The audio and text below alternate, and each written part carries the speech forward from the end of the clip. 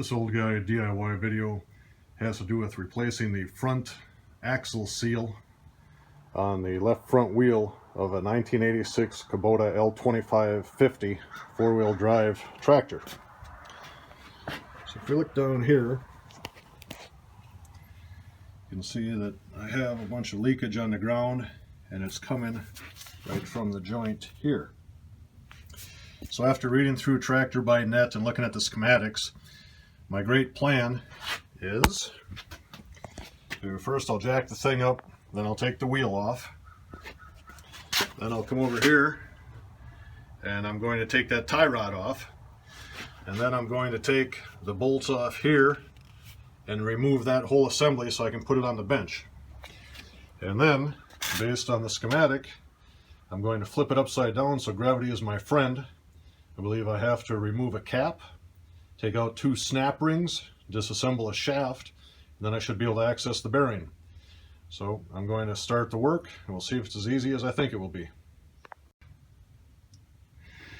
So I have the wheel off, and it took a 22mm socket for that. And then I came over here and loosened the nut up and used my big friendly hammer, whacked the casting right here a couple of times, and let's see, that thing took a 17mm socket to break it loose, and now we have the tie rod out. So what I'm going to do now is take out these 6 bolts, and then this whole assembly should come off in my hand. Then I can flip it over, gravity will be my friend, and I can work on the other side. So I'm about 15 minutes in now. I've got a good view of the seal that's leaking, so I'll show you that. But it's the seal that's supposed to keep this joint closed is allowing the oil to leak out. So when you fill the oil up here, it runs into the axle. It's supposed to go to both sides. Comes in, dumps down here, fills this up. Then when it gets to this level, it leaks out.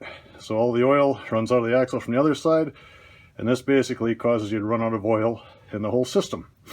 So I have all of these bolts. There are 5 bolts. I have 4 of them out. This one's still held in a little bit, and I just whacked it a few times with the big friendly hammer.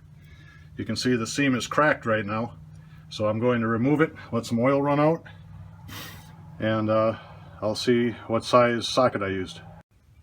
So the socket for the 5 bolts there was a 19mm. So I just pulled the assembly off. It has 2 locating pins that go into this hole and that hole. So after I wiggled it loose, I just put a screwdriver in there and popped it a little bit, and it came off. You can see that that whole channel is nearly dry. Nothing leaked out into my pan. That little half shaft is there. So I have this assembly on the ground right now. I'm going to dump it out, get the fluid out of it, and I'll flip it over and go to work. Since I noticed the leakage, every time I go to use the tractor plowing snow or whatever, I've been adding lube to the front end. You see, that's all that came out of this entire housing. So it's a good thing I was loading it up, because apparently it was running out as soon as I put it in. But the plan now, we have this little cap on here. I believe that just gets pried off, so I'll take a screwdriver, come under this outside edge, and see how much work it is to pry it off. To hold this assembly in place while I work on it, I just stacked up some 2x2s, and it made a nice little work surface. I stuck the screwdriver under there and just popped from one side. The thing came out, and that's what's waiting for me. So I dumped some of the oil out, and there's a snap ring right here. So I'll grab the snap ring pliers and take that out. I removed the snap ring. Now I'm going to flip this thing over and see how much of the bearing or assembly comes out. So when I flipped this thing over, this shim came out that was beneath the snap ring, and then this gear end came out that I then put on the half shaft. And I reached up here and I was able to displace this piece of gear, and then I came down to the bottom and I just took a 1/2-inch extension. I put it on the edge of the shaft there. I tapped the shaft out, so now you can see the shaft right there, and I moved the shaft off center and just stuck a screwdriver in there and started prying lightly, and this bearing started to come out the bottom. So I'm going to continue prying and see if that bearing just falls out of there. So my technique now is to just take this, hold it out like that. I'm just whacking it with a little piece of 2x4, so there's not a lot of force on it. If you look down here, you can see that the bearing's coming out. And with a little persuasion, that bearing assembly fell out. Here's what the top side looks like. Now I'll flip it up again. This is what it looks like after the bearing assembly comes out. So you can see there's one snap ring down there, and I'm hoping I can reach it with the tool I have. So I'll remove that snap ring, and then I believe the whole assembly comes apart. Oh, and I'll pull this shaft out right now.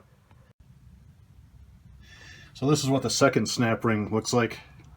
And in my opinion, the most important part of this job so far is a decent snap ring tool. And this particular one can be set so it does the internal or the external. But let's see what the brand name is. That's just a channel lock 927 snap ring tool. But it's worked well for doing the 2 snap rings so far, so I'll continue disassembly.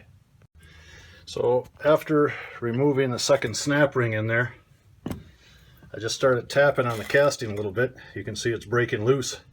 So I'll just stick a screwdriver in there and gently separate it. So with some gentle screwdriver prying, this part just popped right off. You can see this is where that second snap ring was holding it together. And when the assembly is in place, gravity is our friend.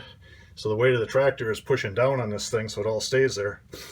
But right here is the seal that's causing me the problem. So I'll clean this up a little bit. I'll remove the seal.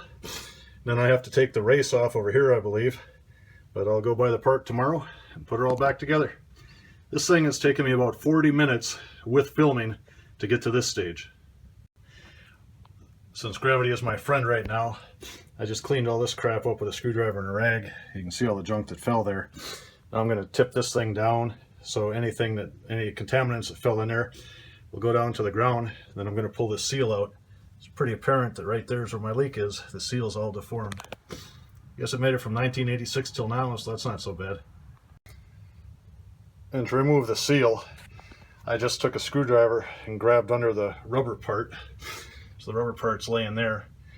Then when all I had was that outside metal piece, I just took a screwdriver, went back here where there's lots of metal, and I just tapped gently to deform this metal piece that the seal was attached to. And now I'll just pry that out of there with a screwdriver. So those are the components that made up the seal. Right there is the rubber part of the seal. Right here is the lip of the seal. I just tapped it gently. There's no seal in there now. You can see my beautiful work area. Got a bunch of contaminated lube. But I'll buy a seal tomorrow and put it all back together.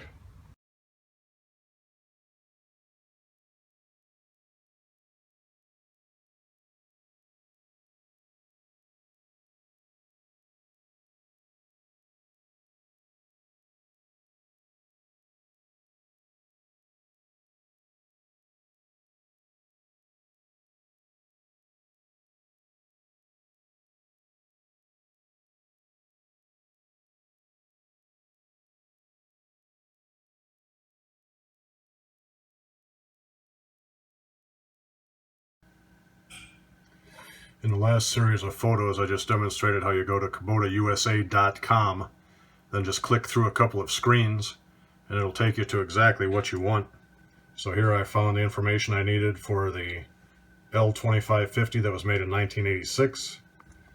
It tells me here that it's part number 60 I'm looking for. So I come to the bottom,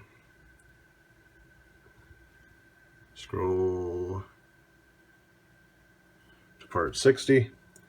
You see the previous ones were superseded, so I went to my Kubota dealer and I bought that part number, and that's what I'll be installing. So when I got the part from the Kubota dealer, I saw that I did not need this sleeve that was part of the old assembly, so I just used a screwdriver and gently went between the sleeve and the casting, and it came off easily. If I go over here, I can show you the difference between the old style and the new style. So here's what the old style assembly looked like. It had that sleeve that went on to the top, and then it had the rubber oil seal itself, and then it had the part with, I don't know, the race or whatever you call it, that was actually stuck in the bottom. And the new assembly is a pack that appears to be heavier duty. It gets put into the unit with the rubber side down. After reading the instructions, I'll be tapping this thing down, and then they have this little cover that has kind of a dome on it. So when you're done, you tap that on top, and then the profile of the dome is to make contact with the top of the axle assembly. That's supposed to keep dirt and debris out. So I went to my buddies at Kubota. This is the part number that I needed, that 9960. And here are all the different models it fits. So $57 later, I have a nice little instruction manual. And it tells me everything that I need to do. And it's a low pressure, low speed operation, so I'll just put her back together. So over the years when I'm assembling mechanical things, I just use regular Vaseline. In this case it's the Meyer brand, but use that as an assembly aid. And I wiped out everything there. I ran some regular motor oil through it just to get whatever little stuff might be in there. So I've got everything cleaned out now. I'm going to take the seal and just tap it into place with a piece of wood. Oh, and when you insert the seal, this new generation seal assembly goes with the rubber side down. So I just took this piece of 2x2, laid it across there, tapped it into place. The instructions say to take that seal assembly down flush with the casting, so then I can just lay this as a flat surface on it, drag it across, and see that in fact it's seated flush. So the next step is to put this little stainless steel ring on it. So the assembly came with this little stainless steel ring that acts as a cap and also to divert debris that's headed for the seal. The instruction says to just lay that in place and then tap it on gently. Do not crush or deform it. So I was able to push this little ring in just with my fingers. There was no need to push on it with a piece of wood or hammer on it or anything else. So now the next step is to take this assembly, just clean all the crap off of here, and then I drop this onto the top, and I can flip it over and put the snap ring back on. I've cleaned this thing up pretty well, and I use some more Vaseline as lube on the inside diameter there. So now I'll just mate the two pieces, flip it over, and put that snap ring on. When I put the assembly back together, there's still a little bit of a gap down here, and on the inside there wasn't enough room for me to put the snap ring on. So I took a piece of wood, put it on top there, just took my big friendly hammer, I tapped it 3 times, and now it appears there's room for the snap ring, so I'll go put that on. So the bottom snap ring is in place now. I think that's the toughest part of the operation. So now we'll go get the shaft and the pinions, and we'll go. So gladly there's only one way this thing goes together. This is the top, this is the bottom, this is the top of my assembly. So I slide this off. I have to just set that in there, so when I drop the shaft down from the top, it will engage that thing. Otherwise, when I put that second snap ring in, I'll be trapped here with no way to get the top gear on. So I'm going to take some more of my Vaseline, lube up the splines, and then drop the shaft in. Now you can see that I inserted the shaft from the top. It's not centered, but if we look down here, you'll see that the shaft is through that gear. So now when I put the other gear here onto the top of the shaft, everything will align. So I just pushed with my fingers on this top piece, and I was able to align the bearing assembly with the shaft here on the bottom. Now I'll just tap the bearing assembly down. So once I got it started by hand, it went down just fine. I just used this little piece of wood, put it in like that, tapped it with my big friendly hammer, and now you can see right here there's room for the shim and the other snap ring. So here's the shim I took out earlier. We dropped that in place, and now it's ready for snap ring installation. So when I first installed the snap ring, it didn't seat correctly, and I was looking at it and realized that in fact I had set it too close to the bearing. Now, since this thing is a slow speed operation and gravity is our friend, when you flip this over, you know, the whole assembly, the weight is going to bring the bearing down onto the snap ring. So there is a little bit of play right here between the bearing and the snap ring, but the shim is in place and everything should be good to go.